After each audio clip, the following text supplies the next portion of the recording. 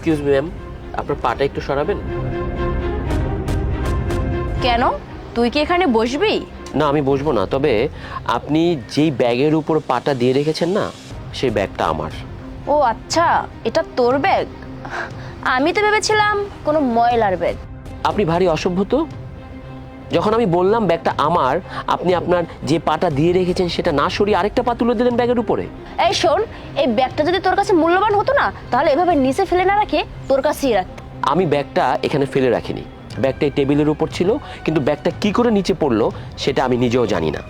By the way, আপনারা চাইলেই তো ব্যাগটা উপরে উঠিয়ে রাখতে পারতেন, এতটুকু ম্যানার্স আপনাদের মধ্যে নেই?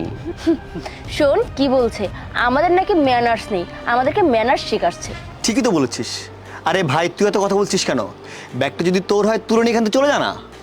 হ্যাঁ, আপনারা ঠিকই বলেছেন, আমি ব্যাগটা তুলে এখান থেকে চলে যাব। আপনাদের মতো মানুষের সাথে মুখে মুখে তর্ক করার কোনো ইচ্ছেই আমার নেই, বুঝতে পেরেছেন? উফ, সরি।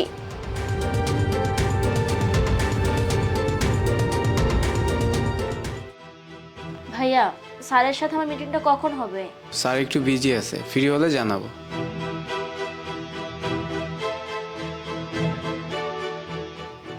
ভাইয়া, আধা ঘন্টা তো অলরেডি লেট হয়ে গেছে, আর কতক্ষণ লাগবে? বললাম তো স্যার একটু বিজি আছে, ফ্রি হলে জানাবো।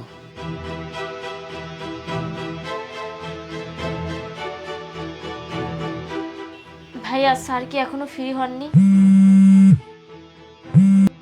হ্যালো, ওকে স্যার ফ্রি হয়েছে, চলুন।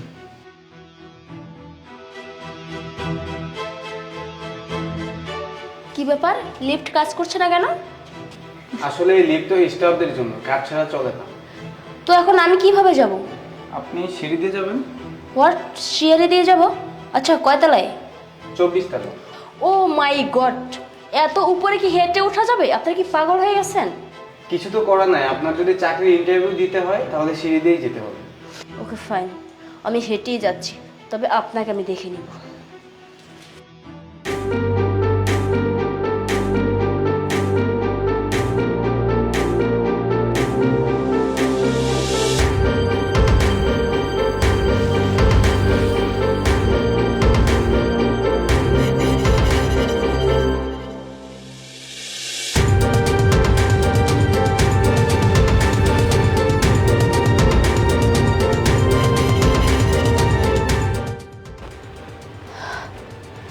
কি ব্যাপার, আপনি এখানে? হ্যাঁ আমি। আপনি আমার আগে কিভাবে আসলেন? লিফট দিয়ে। লিফট দিয়ে মানে লিফট দিয়ে আসতে না স্টাফ কার্ড লাগে? হ্যাঁ, তো আমি এখানে স্টাফ, আমার কাছে তো স্টাফ কার্ড আছে।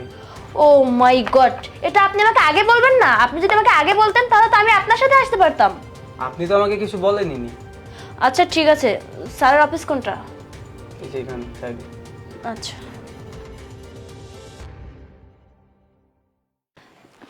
মে আই কাম ইন স্যার?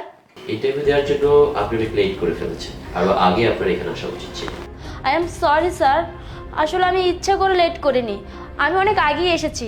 আপনার স্টাফ আমাকে নিচে আধা ঘন্টা বসিয়ে রেখেছে, আর তাছাড়া আমাকে লিফটে উঠতে দেয়নি। আমি সেই নিচতলা থেকে 24 তলা পর্যন্ত হেঁটে হেঁটে এসেছি। আই নো সাথী ম্যাম, আপনার লেট হয়েছে, কারণ ওকে আমি এটা করতে বলেছিলাম। হোয়াট? আপনি কেন এটা করতে বললেন? আপনি আপনি ওই ব্যাগ? হ্যাঁ ম্যাডাম, আমি সেই ব্যাগওয়ালা যাকে কিছুদিন আগে আপনি ইনসাল্ট করেছিলেন। আজকে সকালে আমার স্টাফ যখন আপনার পেপারসগুলো দেখালো, তখন দেখলাম আপনার সাথেই আমার মিটিং হতে চলেছে। It's bad luck for you. Coincidentally সেদিন আপনার সাথে আমার ওইভাবে দেখা না হলে আমি কখনোই জানতে পারতাম না আপনার আসল রূপটা কি। আপনি সেদিন যেটা করেছেন, এতে করে আমি জাজ করতে পেরেছিলাম আপনি মানুষটা কেমন হতে পারেন। অথচ আজকে দেখুন, এই আপনি আমার সাথে ইন্টারভিউর জন্য মুখোমুখি হয়েছেন। আই এম সরি স্যার, আসলে আমি জানতাম না যে আপনার সাথে আমার মিটিং হবে। যদি আমি জানতাম আমি কখনোই আপনার সাথে এমন আচরণ করতাম না। স্যার প্লিজ আমাকে ক্ষমা করে দিন। আরে না না, সরি কেন হচ্ছেন? বরঞ্চ ভালোই হয়েছে। আপনি সেদিন ওই ব্যবহারটা না করলে আমি বুঝতেই পারতাম না আপনার চরিত্রটা কেমন। আপনি সেদিন যে ব্যবহারটা করেছেন সেটাই আসল আপনি। আর তখনই আমি ধরে নিয়েছিলাম আপনার মতো কারোর সাথে আমি কোনো মিটিং করবো না, কোনো ইন্টারভিউ করবো না।